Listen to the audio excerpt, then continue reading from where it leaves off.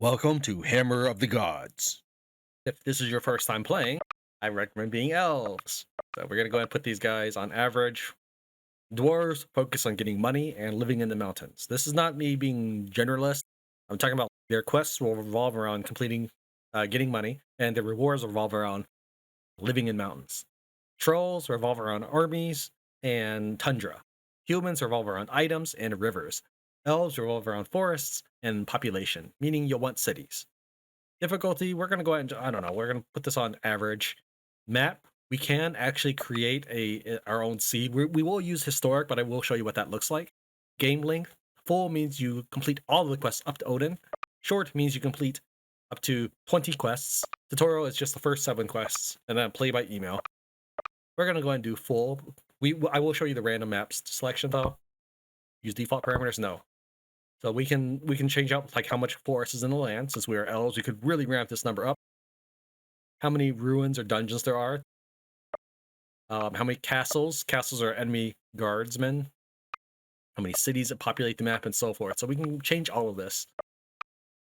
We will actually just go ahead and cancel, and we will use the historic map for the purposes of this playthrough.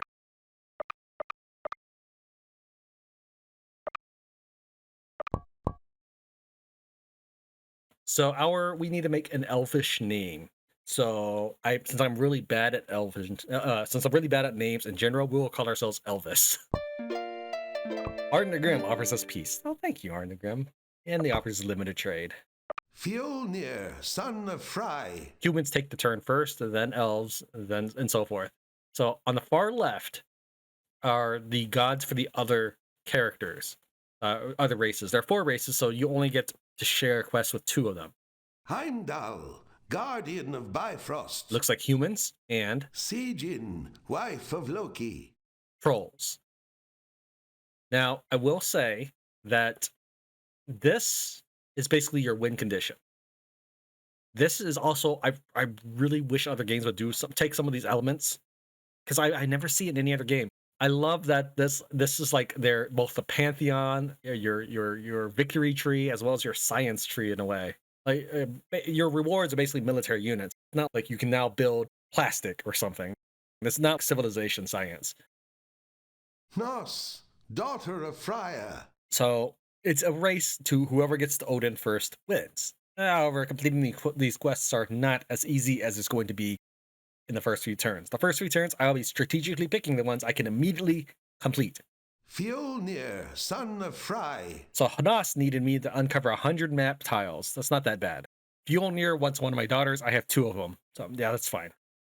We can click on status, but that does basically nothing. It just says you have no quest selected. When you come back to this later, it's only good for telling you how many cities you've captured, essentially. When you reach a god that says, like, take down 4 cities. So we'll go with Fjolnir first, because we can complete that at the end of the turn. So after we've read our messages and picked our gods, take a look. Fjolnir, son of Fry. This is how you would get back to here. Skadi, goddess of winter. As you reach the top, these will stay the same for everybody else, but like Fjolnir, you will not see that as a human unless he were to go over here or something like that. All right, so we have some not elvish looking dudes. Why is that? Well, in this game, pretty much you are basically an elvish Viking. So these represent your troops. But we do get the special elvish unit or archer. The reason why I suggest elves is this way you can continuously hire these piddly swordsmen and let them run into battle to die. Because there's a good chance that your Viking heroes will perish in battle, and it would suck to have your special most best units die all the time. So the only one that's ranged is elves.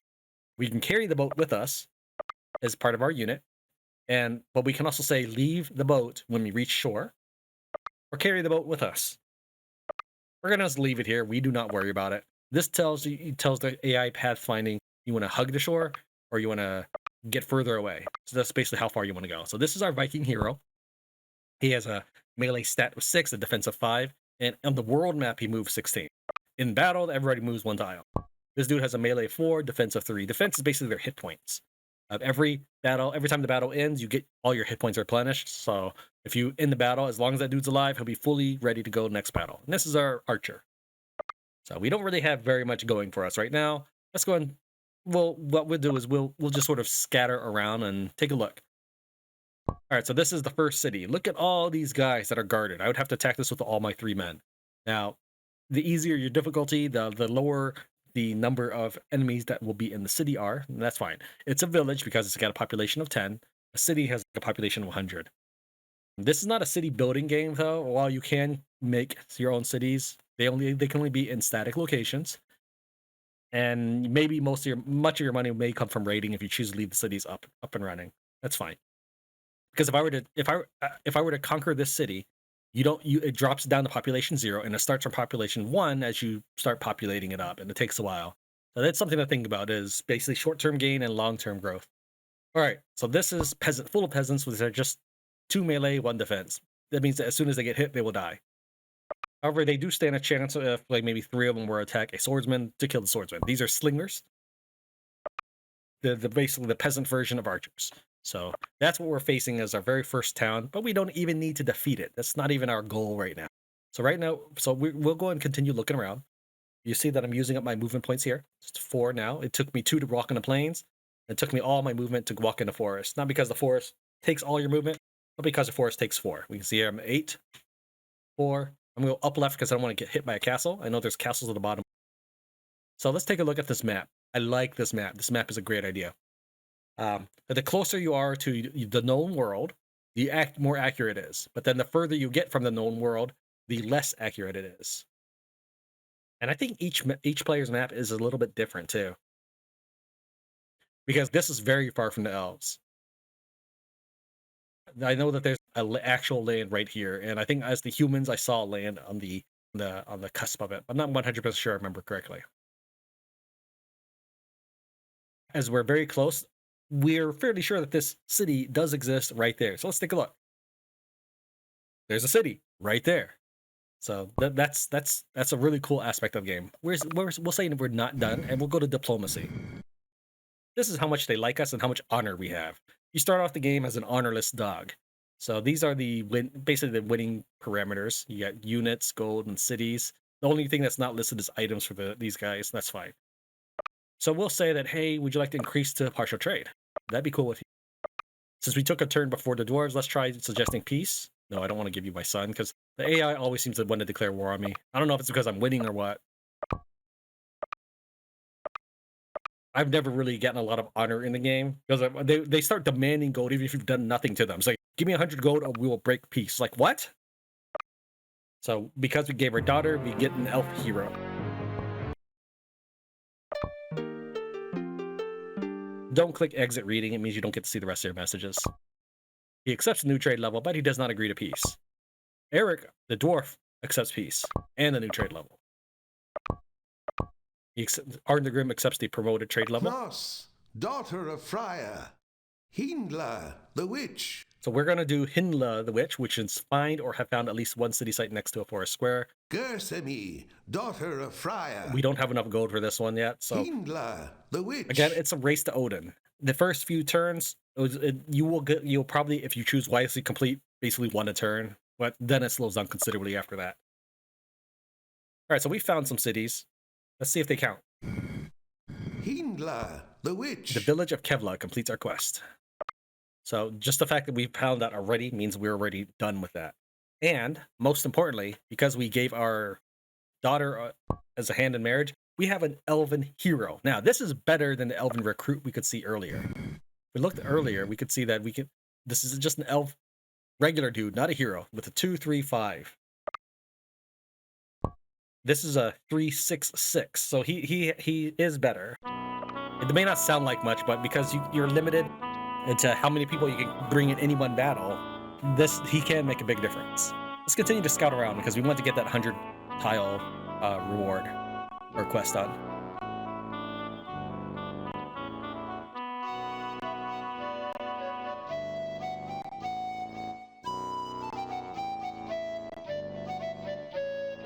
All right, elves, because they're elves, can move through the forest at a rate of 3 per tile.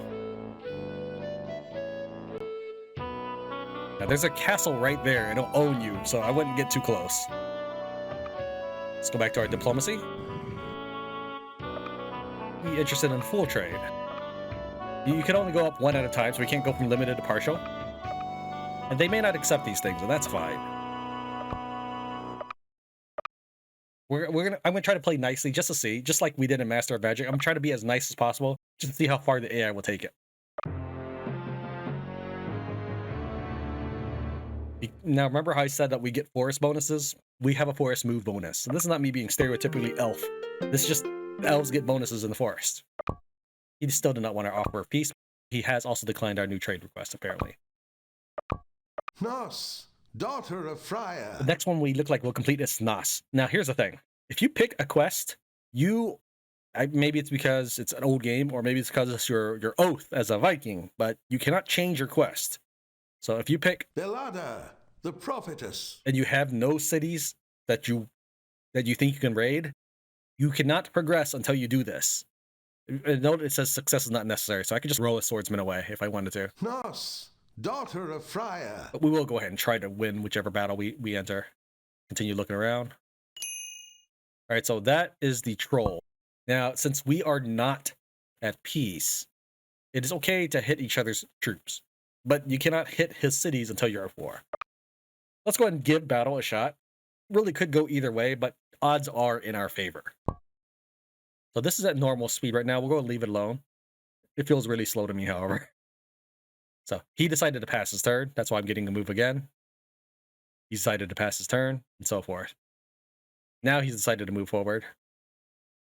We're going to pass our turn. He's like, no, I don't want any of that. So we'll move forward. Okay, he did move forward. So this means I'm going to get first swing. Now, the way battle works is once you engage, your characters basically roll dice to figure out who hits and who misses. And you get a certain number of hits. Maybe we'll say like 3 or so hits. And then you disengage and get to go again. So we'll attack. And we'll probably kill him in one engagement. So I blocked. He blocked. He hit. And I hit him again. All right, so we defeated his dude, but I don't really think the computer cares. Declare peace, dude. Again, I don't want to walk too far to the left because I don't want to get eaten by a castle. You notice that my archer now takes 3 movement instead of 4 because of the forest move bonus.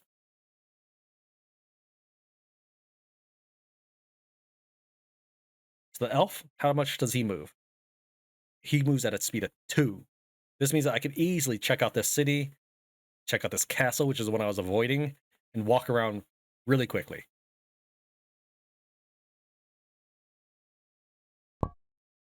Okay, let's see if we got any more diplomacy we can do. All right, our diplomacy with him is low, but I think I really don't think it mattered that much that we killed his dude.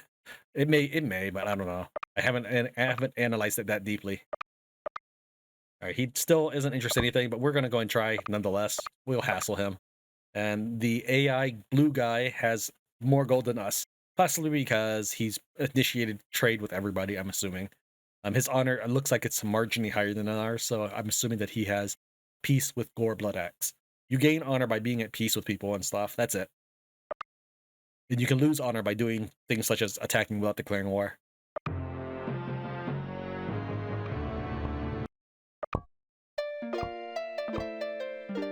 All right, so sure, he's bartering. This is a ridiculous barter, but yes, he will offer me increased trade if I give him increased trade. That's not actually how that works, but yeah, it doesn't double our trade increase either.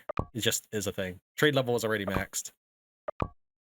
Gersemi, daughter of Freya. We have just enough gold, so we'll go and complete Gersony. The quest rewards are not random, by the way.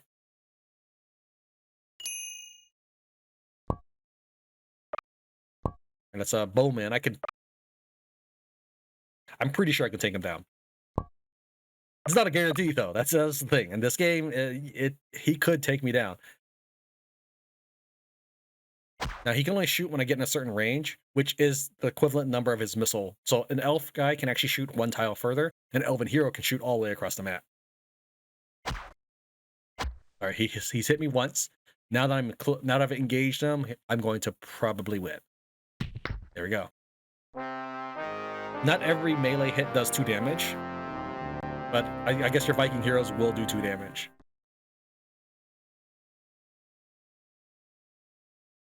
All right, so we're going to assemble our crew, at the capital, and we're gonna attack one of these two cities. I can also do this, and since he's a elven hero, I can give him the bow that we just get. So by entering the city by right-clicking, we can take a look at this. The stores and income. That's basically what I'm getting. 48 gold a turn from this city. When you see how much I get for raiding, you'll see that the city building is not necessarily the name of the game unless you're elves. So we can see that is my player name right there. I don't think there's anything else to do in diplomacy. We are full trade and peace with these guys. This guy, he has nothing he wants to do with me. That's why I'm attacking his guys, by the way. You may be saying like, well, obviously because you're killing his people. I'm killing his people because he doesn't want peace with me. All right, let's see. If we take a look at Tomes of Magic, that tells us of all the spells that we know of. Essentially, this is a passive. All units move through forest easier, and I have my elven bow. So if I lose track of something, I can easily jump to it. Also, let me teach you about saving and auto-saving. Auto-saving may sound like it's no duh. It's not really. This is an old game. Not all things have been ironed out. So if we do save, or save as, first we gotta come up with a name. So we're gonna call this one Elf 704, following the same trend as our Ragnarok or Valhalla game. All right, if we toggle on autosave, what will happen is it will continue to save on Elf 704. So right now I'm going to just go and make a name Elf Auto. So whatever your most recent save is, one that will work on save button instead of save as, that autosave will take it over. That's what that means. So if I hit save, it'll save on Elf Auto. If autosave is checked, when I end the turn, it'll save on Elf Auto. So it's not going to save on a certain auto save file. It'll save on whatever you most recently saved, which I think is a bad design, because when you save that file, you want that file. You save for a reason. Maybe you wanted to test something out. So that is something to bear in mind. Right here, that shows that this dude has an artifact equipped. You can equip multiple artifacts, and they can. I don't think they stack if they affect the same attribute. But you can have different things, such as the humans can get a weapon that gives them multiple hits, multiple melee strikes. You can combine that with, say, a sword +4, I think. So now we got 2 units of elves for that 250 gold. We're starting to accumulate our army here. Forseta, the lawgiver, Odur, god of summer, Belada, the prophetess. All right, so we'll do Valada. Now, I didn't recruit any people before because I only had 252 gold, and I needed to give away 250 of it. So we have 2 elves and an elven hero. We have an archer bowman. We have 1 Viking swordsman and a Viking hero. Basically, we could probably go for 2 more Viking swords at this point. Now, if we do that, it's costing us 40 each. Will that be down to 25 gold? We'll be broke. Buying a boat costs us 300. We already have a boat sitting in the city. We'll go ahead and have the elves carry this boat. So they're going to actually carry it, and it's going to cost them more movement. So instead of taking 1 movement to walk on the road, it's costing them 4 movement. The reason why I'm having them go off ahead is these guys, because they just spawned, have no movement, so we need to wait for them anyways.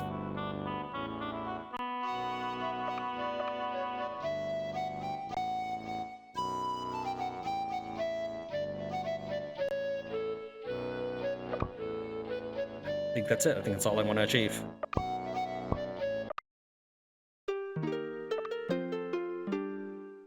All right, now we have 4 melee. There's 2 heroes on the left side, but it's the archer hero and then Viking hero. Archer, archer, archer. 4 archers, and then 4 melee. So it's a balanced unit. There's 5 tiles vertically, so you could have easily 5 archers, 3 warriors, 5 warriors, 3 archers, whatever. But we're going to go with this setup, and I don't know how many people will survive at the conclusion of this.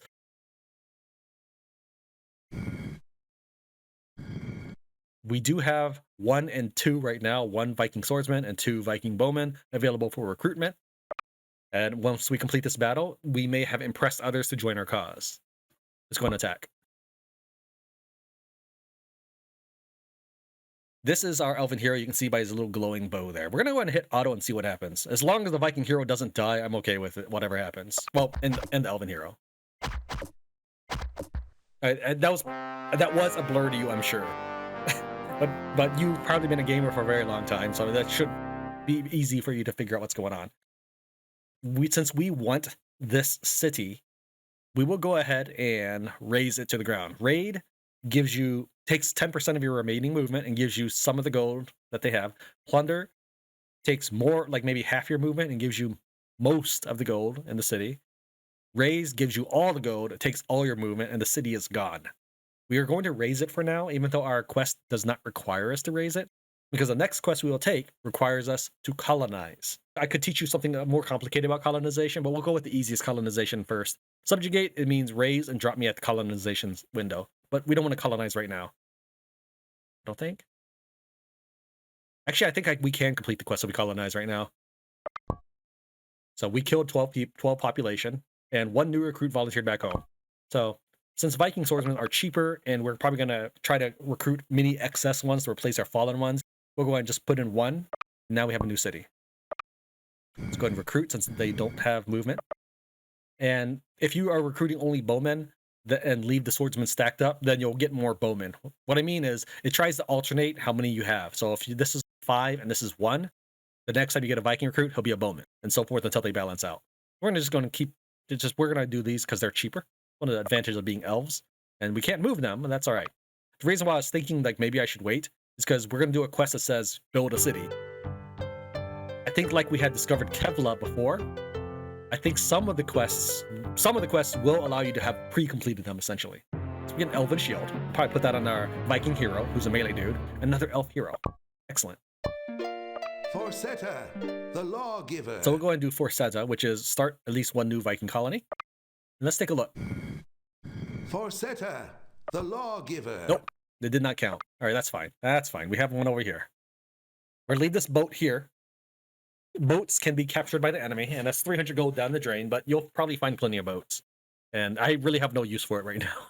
We are really well landlocked. The only culture that's more landlocked than you, the elves, beginning of the game, of the historical map, are the trolls. The trolls start in the tundra. Dwarves start over here on the mountainside, but it's by the river or ocean. And humans start here in this little peninsula or gulf. All right, so any of these stones here indicates where a city could be. You cannot build a city anywhere you want. When we look at a city, the reason I haven't covered cities is there's nothing you can do. It's not Master of Magic or Civilization where you say like, hey, I want a granary. You don't do anything with them. They just take care of themselves. They create their own garrisons, and this place is giving me 2 gold a turn now. So we're going to leave that.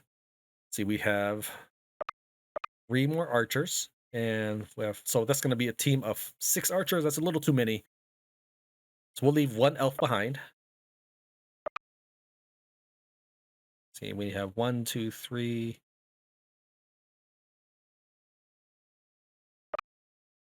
Is that right? Okay, so we have 2 melee, 2 archers here, 3 archers here, so we need 1 more melee in this group. There we go. This should be it. Let's take a look. We have 1, 2, 3 melee and 5 archers. All right, that should work.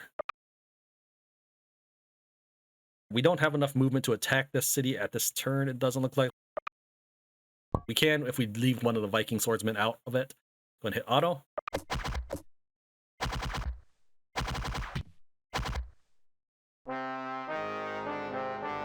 So we want to go ahead and subjugate it. Might as well. I'll show you the more complicated colonization method later. So we'll deploy a Viking swordsman. There we go. We have completed that quest. This is why we're wanting extra swordsmen around. One is sitting here. That's the 8th guy, and then 1 has just rejoined. So we've used up our swordsmen. The ones we just recruited, we've already consumed. So we have this other group here that isn't doing anything at the moment. We may have them wander around. We may even send that swordsman right here. Now, that being said, that does mean that the troll player could come up and raid me for money. But that's all right. I think they only get whatever money's in the store.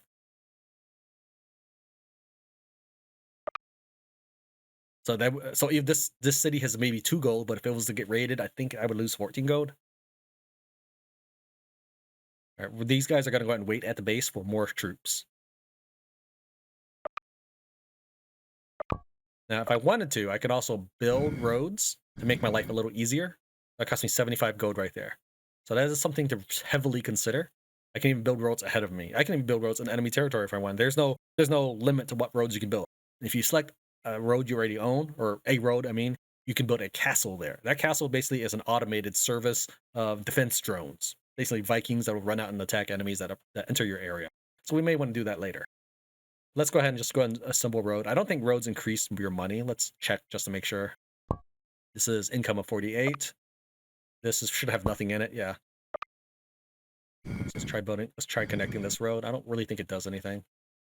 Yeah, still an income of 48. Maybe it won't take effect till next turn, but this is not a city building game. This me building these roads is so that I can move my guys much faster to catch up. So we'll probably also build roads up here. We could do it like this. It would make future reinforcements more troublesome, but it'll save me 25 gold. So what we'll do instead is we'll just go ahead and we'll build like this. I don't like it so much because that means an enemy could run past the Velikti, but I don't expect the enemy to get that deep. I'm more worried about how fast my troops can replenish soldiers going north. So we'll go ahead and build here, and we'll end it there. This guy, since he's already on the road, he could just like walk northeast. And I could have built roads earlier and easily had the whole squad in there. So roads was more of a logistical concern rather than an economic one.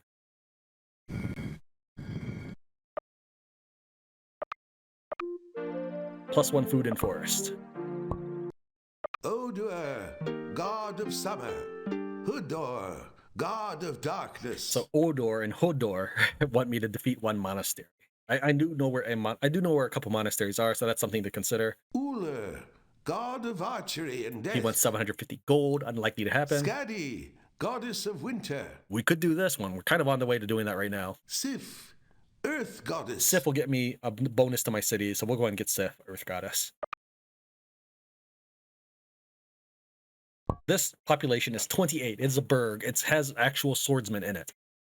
To do the harder colonization, you must have more Viking swordsmen and Viking archers than the population, and they must merge. So, for example, if there are 4 population, which means I've really murdered a lot of people in it, the subjugation and race kills all of them anyways.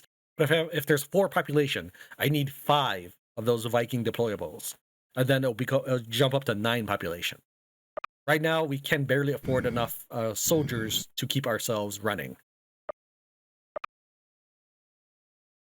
Once I have maybe like 4 squads or something, yeah, then we could easily start thinking about making our population sizes bigger. Because like Kevla, it's only population 3 right now. This city, which was just formed last turn, was population 2. So, I mean, do you really want to give up 4, 8 swordsmen or whatever? It could be archers also. But if you really want to give up that many people, that's up to you.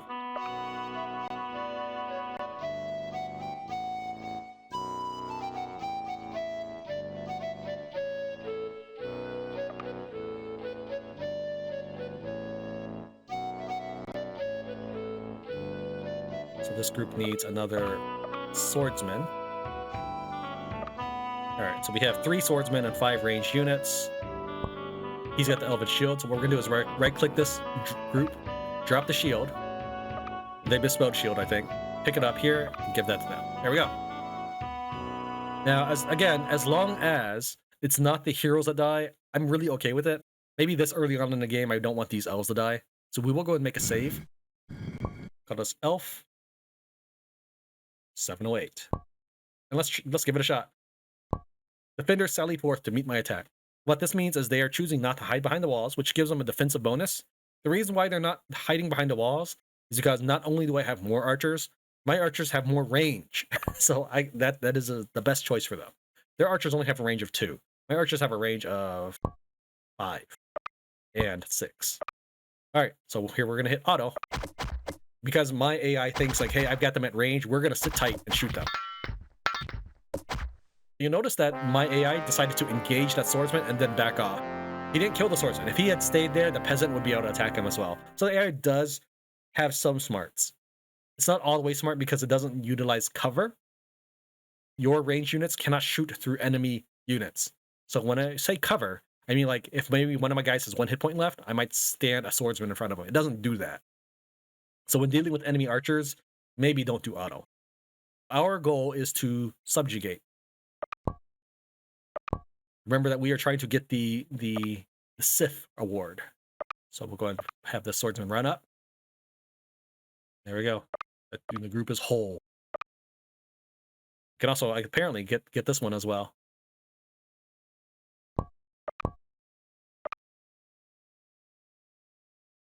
All right, do we have any recruits? Try to recruit as often as I can. And I think we're done. I mean, I don't want to necessarily build any roads because the troll might just like wander up here. I don't want him to have advantage of my roads. I'm out of movement, so I will wait until I have movement before I make the roads. So now get +1 food and hills. Odur, god of summer. Vali, archer god. Skadi, goddess of winter. Okay, I guess we'll do this one next.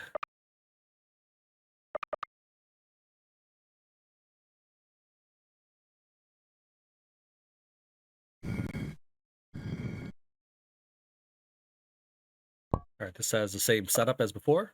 So let's go ahead and march on in.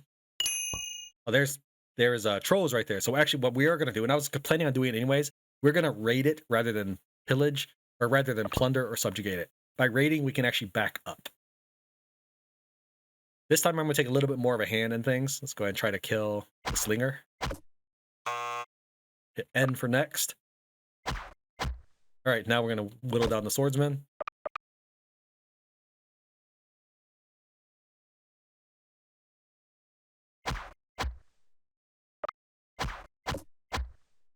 Right, each of these guys now have 1 hit point. Since I get first attack on the offense, they say no to staying in their position. No. No.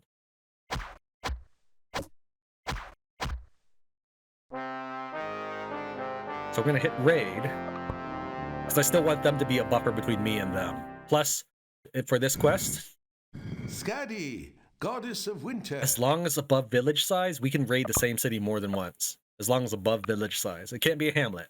So 3 attacks more still needed. It is still a village, so if I raid it again next turn, it still counts. Now let's take a look at this group. This group looks really ugly. I do not like the looks of this group, so we will back up. In fact, you know what? One of my favorite tactics to do. Okay, let's do it. We're gonna start with castle. Now I can't build a 2nd level castle here, just a small castle for 350. I can upgrade it next turn. We're gonna stand on it to help protect it, because right now it only has these guys in it, which is still a considerable amount for 250 gold, considering like this swordsman is 40 gold by himself. This is 80 gold. And these archers, what are they, like 50 gold each? Yeah, 50 gold each. And I know it's not the same archers as the ones I'm seeing right now. Let's go. Actually, I can't afford more archers. But they do have the same stats. So even though like 2-2, we take a look at these archers here. 2-2-4. It's 2-2-4. So it's the same. These are just Saxon archers. And then this is a berserker, which is a kind of the human 3rd level unit. Our 3rd level unit is the elven archer. So this is what I get. Not really for free, but I don't have to worry about them. They sort of auto-manage themselves. So we will go and stand here. It's make it less interesting for him to be around.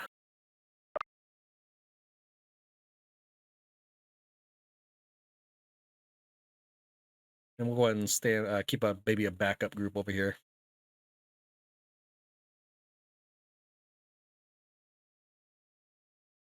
I think it's 75 gold, so we won't actually have enough to reach Peskla.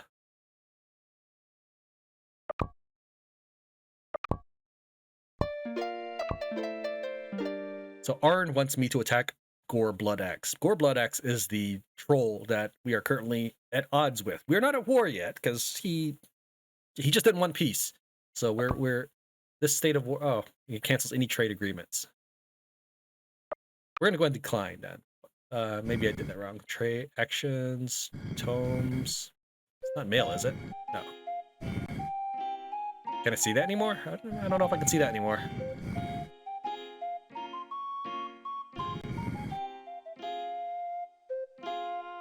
I guess not. I don't know how to see your messages once you've ended your messages. It's not world or anything like that.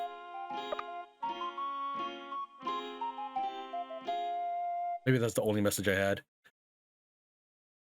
I don't want to necessarily declare war on them because I want to build up more of my honor score. Because the better your honor, the easier it is at the end towards the end of the game. You'll notice that we're getting 33 gold a turn just from trading with him. Whereas this dude, he still doesn't want to trade with us. In fact, let's see if he wants anything more. All right, looks like those trolls probably destroyed that city. I think it was a regular city earlier. So let's see if there are any what kind of soldiers survived. Looks like their whole forces survived. So what we're gonna do is, actually I don't have enough money to upgrade this castle further. So we're gonna raid this one again.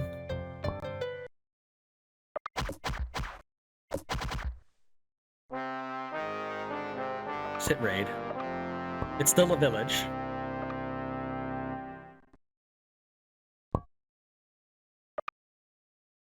I don't know. I think they didn't attack because they think they're gonna lose. I'm pretty sure it's not that I was standing on the tower. Here. Since those are trolls, what we'll do is we'll take one of the elven archers.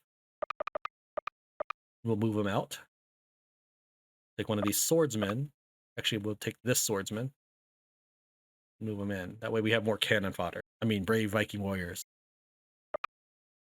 So if they did attack that group, they have 4 meat shields in front.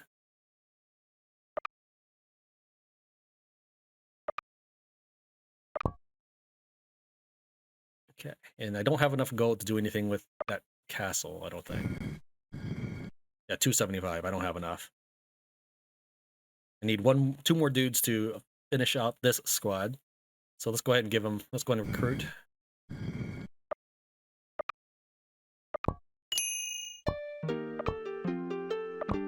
He does accept new trade level. Yeah, so he has decided to attack and destroy the rest of this city. That looks like I can easily take that one on. Yeah. Sometimes the game gives a graphical glitch where it lets you think that an army is still there. It generally has to do with boats. So we'll go and finish off this group right here. I know we just had more trade, but again, if we're not at peace, I'm only playing to the regulations that Gore Blood Axe has set forth. His archer cannot shoot my elves because they're behind the swordsman. And he had to move forward 1 step because his missile range or missile score is less. So with a missile range of 6, we can shoot all the way across, as I mentioned earlier. Move these guys down to make sure that we can fight those trolls. There we go. Now he has no choice but to walk into my arrow fire. Trolls do not regenerate in the middle of battle, but they can get a cloak of but there is a cloak of regeneration in the game, which does give you hit points, I think, per turn. So he's at 2. Even if I were to end the turn here, he'd still be at 2. There we go. Soften him up. Now he does that 1 hit point. Wow. Okay, he blocked every shot on that one. There we go.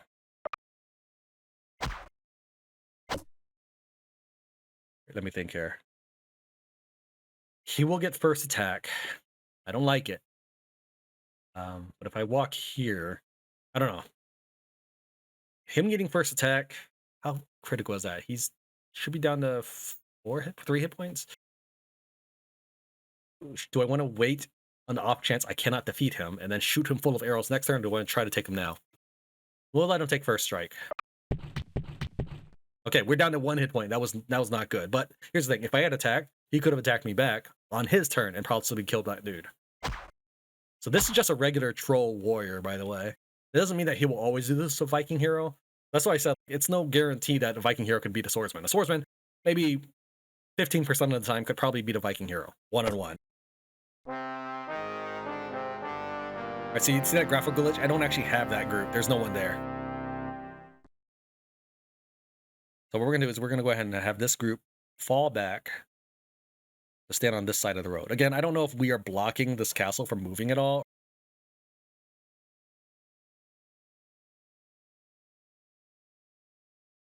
Okay, this group might be able to take on some other organization. So if I can just get a little more money, we can bolster this castle and maybe drive him away. Now, even though that was a forest tile, that cost me 3, this would cost me 2. Moving diagonally, because it's a square-based game, gets me a little more exploration done. Move upright. So here's another group. It's of his units, though, so I won't be able to get any money or progress towards my quest this way, but we're going to weaken his forces. I don't want him making stacks of 7 or 8. I'm going to hit auto.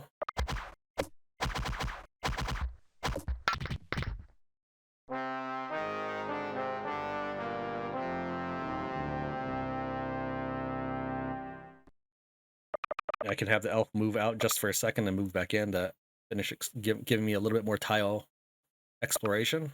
You don't have to micromanage that much, but this is early game, and early game is always important. No, I wanted to have them merge with that group there, but I'm going to have him kind of be eyes.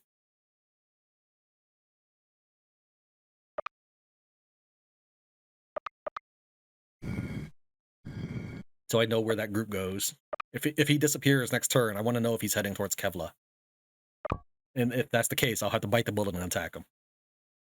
Do I have anything I want to do? I don't think we can do full trade without peace. Yeah, we can't do full trade without peace.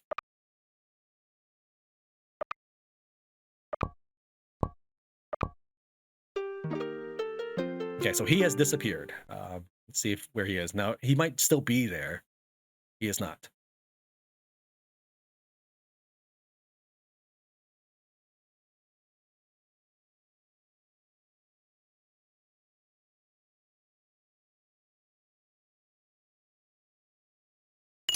There he is.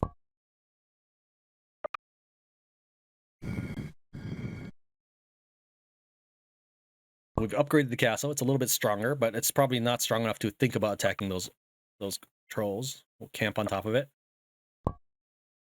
Earlier, I'd killed 3 guys. Here's another squad of 3. I'm glad they did not link up. I don't know if I could take on this group. In fact, the game is auto-saving on my turn 708 save. I guess we'll make a turn 712 save, and then we'll immediately go to auto. Well, that's what I mean, is the game just likes to save on your auto-save on your stuff. We'll give this a shot. I don't know how bad I'll be.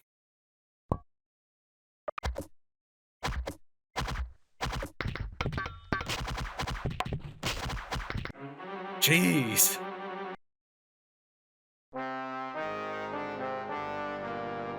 I mean, sure, let's go with it. We did lose 1 elf, and that's sad, but he lost 2 trolls and a troll hero. Whereas we just lost a swordsman and an elf. That's a really good trade.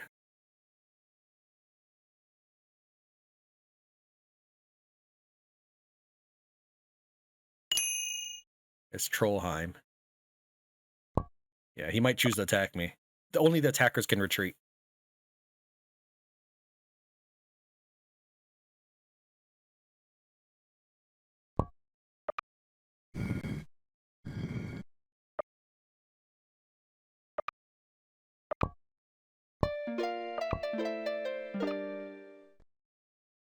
I guess he chooses to be the bigger man than me.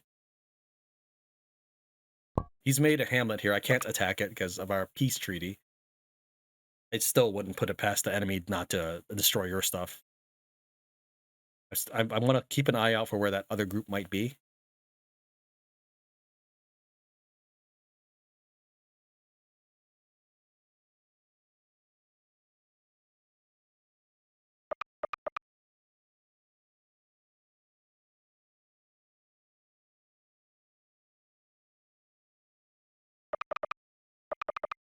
Let's send the elf to walk around. There's his group there.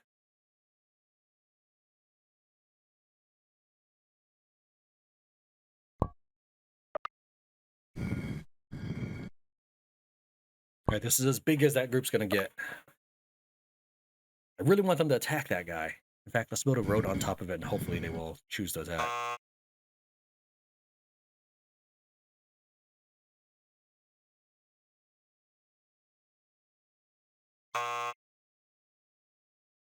For a castle to move out and attack, they have to be able to move back in on their same turn.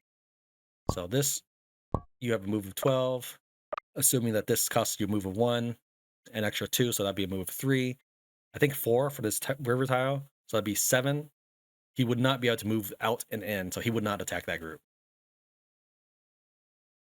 Unless I were to build a road there, but I don't have the money for that either. At least I know where they are. We could probably run left and attack that. If he destroys Pescala, I guess that's okay as a trade. Because I just need to continue my quest. I can't just stay defensive just in case he decides to attack Pescala. So we'll go ahead and go for Onega next.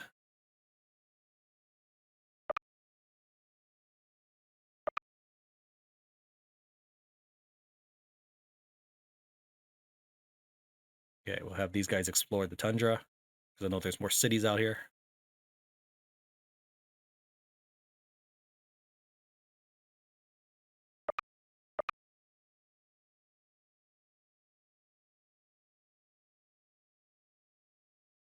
That should be the only other city, but I'll keep mapping.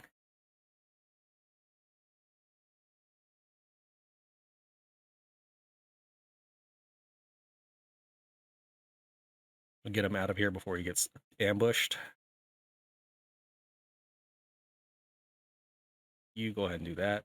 So that little box there means it's an artifact, but nobody can pick it up except for heroes and wizards.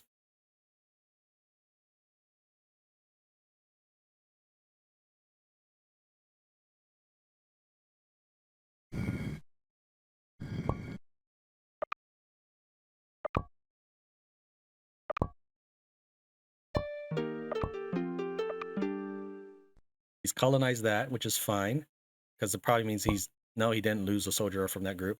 Got 2 heroes in it. He might be heading. Wow, look at that group. That's probably the group that was guarding Trollheim earlier. And I spent all this money on this group, this section here too. All right, let me think here. Let's go ahead and raid this.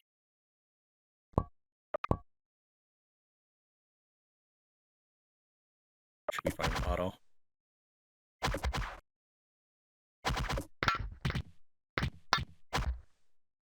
Yeah, if he were smart, he would have just left the swordsman in that spot because we've got the complete ranged advantage.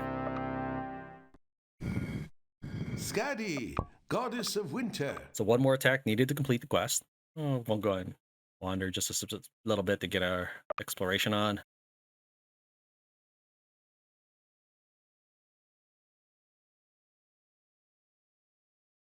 All right. Well, I'm more concerned about the elf than I am about the hamlet or village.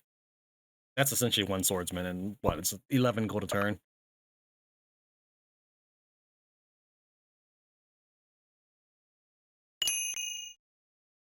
So he's got 3 hefty stacks wandering around, whereas I have 2 stacks. Well, 1.5. Well, I had 1.5 stacks. I split them up, and a castle. So by playing defensively, I may have put myself at a disadvantage.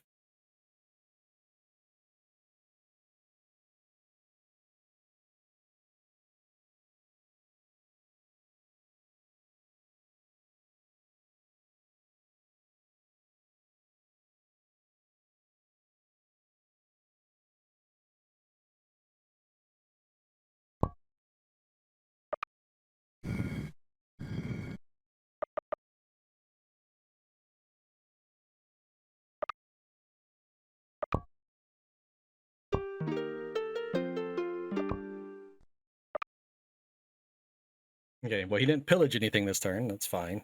Again, he'd have to declare war, but if that's the case, that would make it easy for me to take down some of his buildings.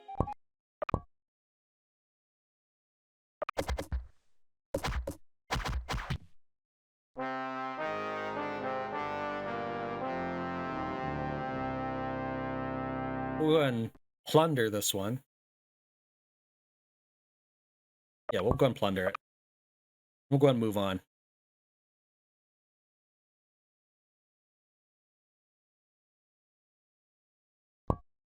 Sure, it's just a swordsman. He might not make it back alive anyway, so.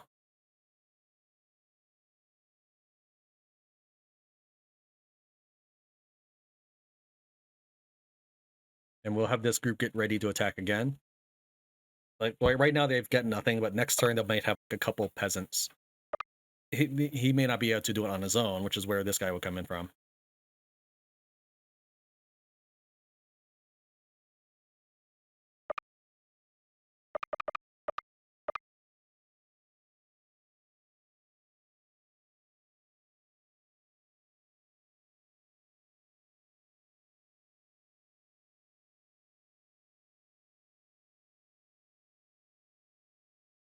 Now dungeons don't really do anything until you get a quest. They're completely irrelevant in the game. I think they could have done a little more with dungeons like they did with Master of Magic. Completely different companies. This one's New World Computing, whereas Master of Magic was Microprose. However, Heroes of Might and Magic was New World Computing. So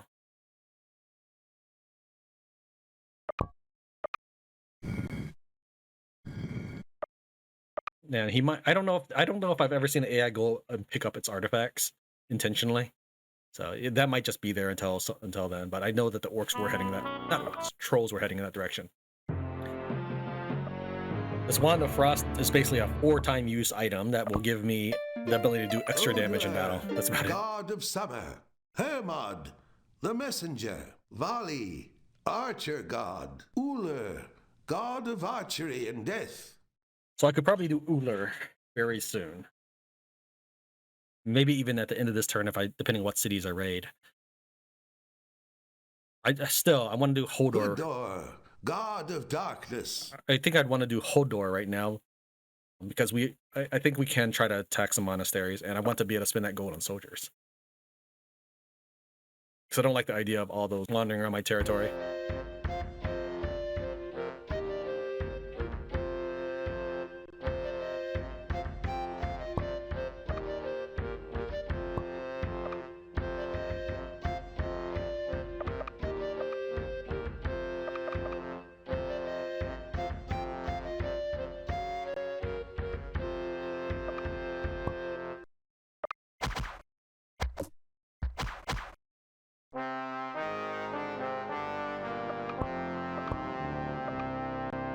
So this group has now used up all of their movement, but that's okay because they have they're elves, so they'll cost 1 less to move in these forests, so they probably will catch up.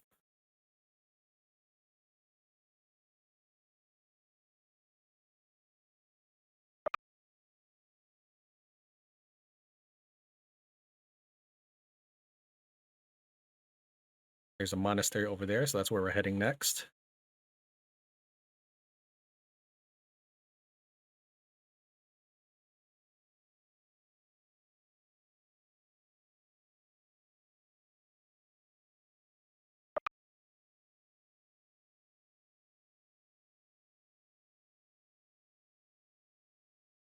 I don't really need 3 stacks, but I am trying to make sure that if the trolls are trying to move south, that my guys are in some sort of position to deal with them.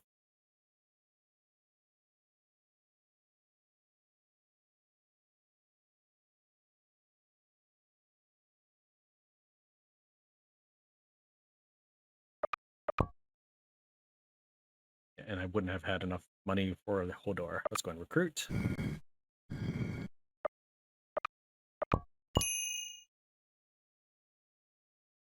No, I don't want to go to war. What probably happened was my garrison probably went to go attack someone. Yeah, I probably went to go attack them. I assume that they did some damage because there's a stack of 2 right there. They did not. The garrisons can destroy cities. So again, what happened is the garrison probably went in and killed the guys what they could, and asked me, "Do I want to attack the village also?" You can even use garrisons to colonize places if their soldiers walk automatically on them, but you don't get to decide if they walk there or not.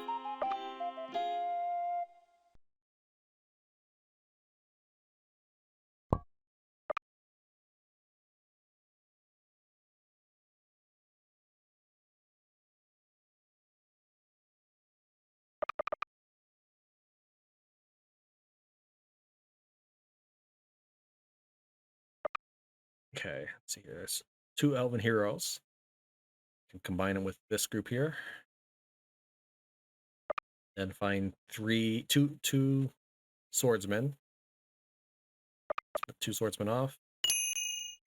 Okay, there's that group.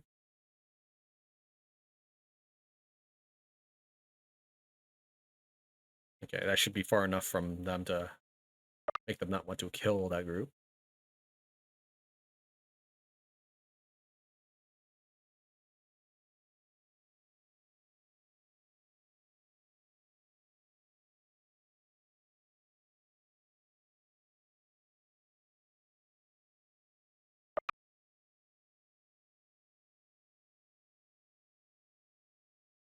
So we'll have this group link up.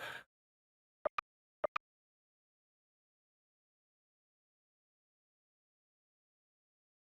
don't want to stand right next to that squad. I could take his boat, I think. You know what? Let's do it. Yeah, we'll steal his boat.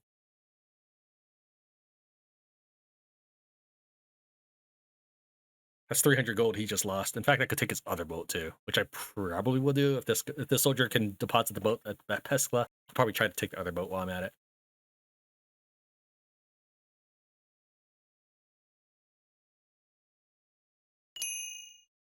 Jeez. All right, yeah, I'll have him take on that boat. Can I have him park on the hills? Yeah, do that. I don't want to be in his viewable range. I don't know if that makes a difference to whether or not he thinks he wants to attack me or not. So this group will meet up with that gang right there. So this group is wandering on its own.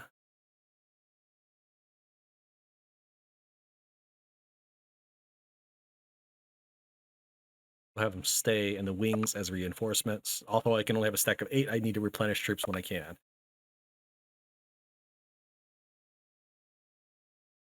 This is a stack of 3 swordsmen. Let's go ahead and just have him merge with this group.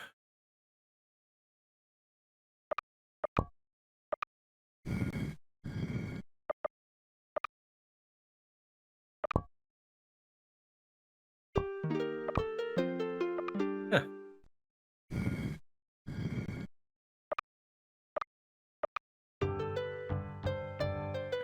Get at him. Oh, let's take a look at the cities. Diplomacy. So it looks like the blue team, that's the humans, has super gold, tons of units in all the cities. Trolls are closest to Odin right now. I am actually the furthest from Odin. Alright, so that is Hammer of the Gods. This is available for purchase from Good Old Games. The next video I plan on doing is another strategy game, but we're going to take a look at a different culture.